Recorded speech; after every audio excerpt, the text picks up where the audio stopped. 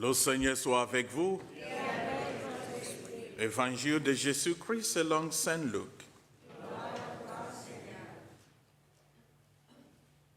En ce temps-là, les foules qui venaient se faire baptiser par Jean lui demandèrent « Que devons-nous faire ?»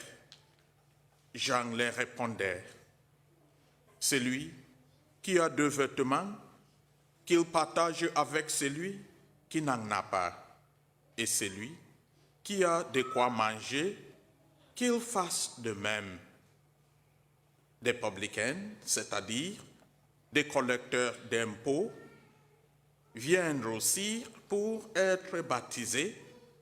Ils lui dirent « Maître, que devons-nous faire ?»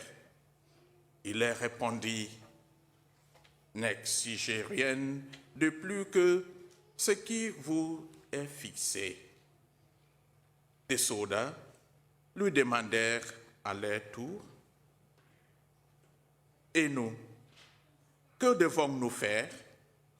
Il leur répondit « Ne faites violence à personne, n'accusez personne à tort, et contentez-vous de votre solde. » Or le peuple était en attente.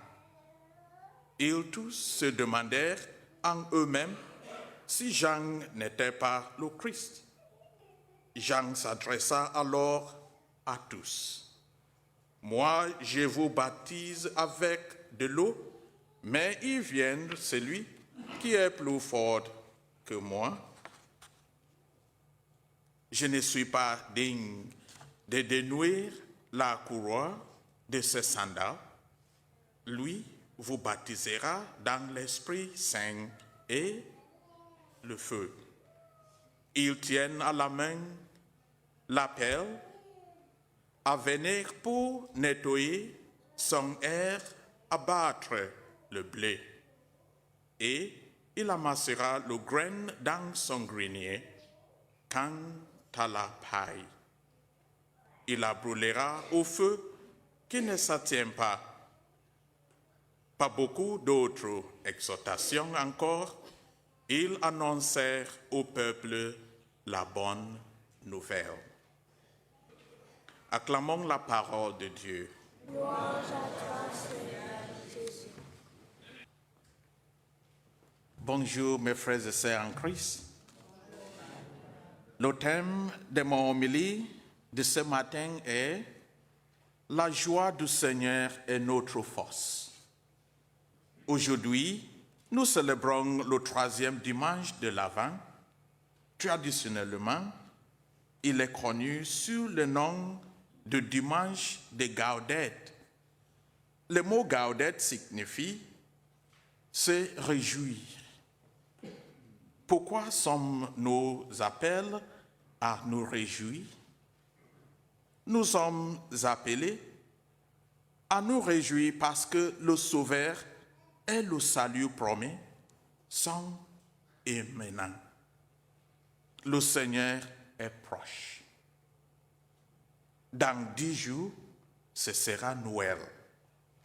Nous devons accentuer nos préparatifs.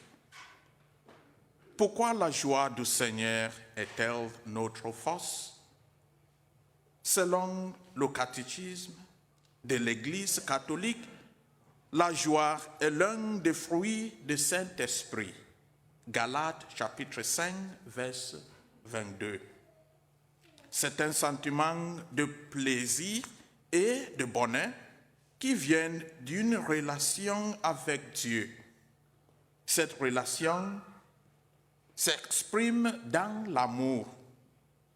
La joie est permanente, tandis que le bonheur est temporel. La joie est l'état sous-jacent de l'âme chrétienne. Cette joie est permanente, quelles que soient nos circonstances physiques. C'est un don du Saint-Esprit fondé sur la vérité et l'amour. Nous ne pouvons pas éprouver la joie si nous manquons de charité. Nous ne pouvons pas éprouver la joie si nous sommes corrompus. Nous ne pouvons pas éprouver la joie si nous opprimons les autres. C'est la raison pour laquelle Jean-Baptiste nous dit dans l'évangile d'aujourd'hui d'accroître notre capacité de charité, d'éliminer de nos vies toute forme de corruption et de comportements oppressifs. Il a mis en garde le collecteur d'impôts, le docteur de la loi et enfin les soldats. Il nous met aussi en garde aujourd'hui. Ce n'est qu'en faisant cela que nous pouvons accueillir le Christ dans nos âmes et nous réjouir. Alors, nous pouvons dire avec courage, réjouissez-vous dans le Seigneur. Je ne répète toujours et encore, que votre bonté soit connue de tous. Le Seigneur est proche. Philippiens chapitre 4, verset 4. Que la joie du Seigneur soit notre force. Amen.